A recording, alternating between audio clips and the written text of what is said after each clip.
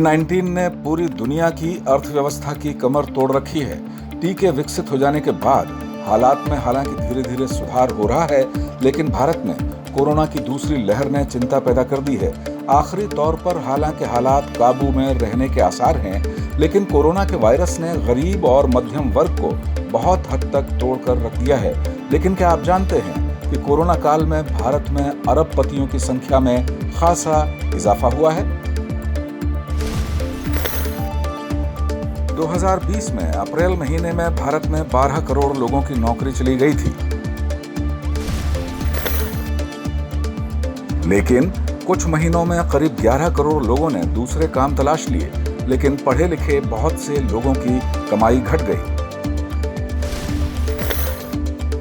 पर यह आंकड़ा चौंकाता है कि वर्ष 2019-20 के दौरान भारत में 55 नए अरबपति पैदा हो गए।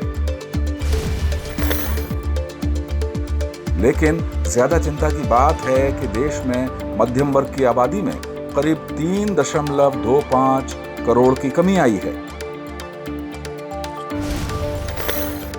मतलब ये हुआ कि कोरोना ने देश में कम कमाई वाले 3.25 करोड़ लोग और जोड़ दिए हैं। ज्यादा चिंता की बात यह है कि कोरोना काल ने देश की आबादी में कुल मिलाकर 7.5 करोड़ नए गरीब जोड़े हैं। एक नजर कुछ और आंकड़ों पर डाल लेते हैं। दूसरी लहर चलने से पहले तक भारत में अर्थव्यवस्था सुधरने लगी थी। सरकार ने अगस्त 2020 में पीएफ के आंकड़ों के आधार पर जानकारी दी।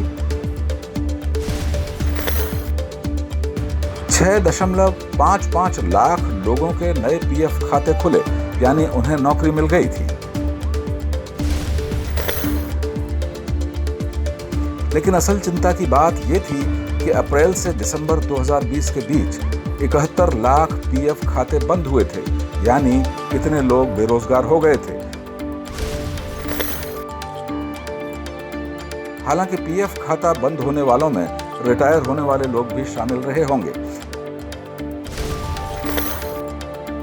इसी अवधि में 1.25 करोड़ लोगों ने पीएफ खातों से कुछ रकम निकाली थी, यानी उनके हाथ अपेक्षाकृत तंग हुए थे।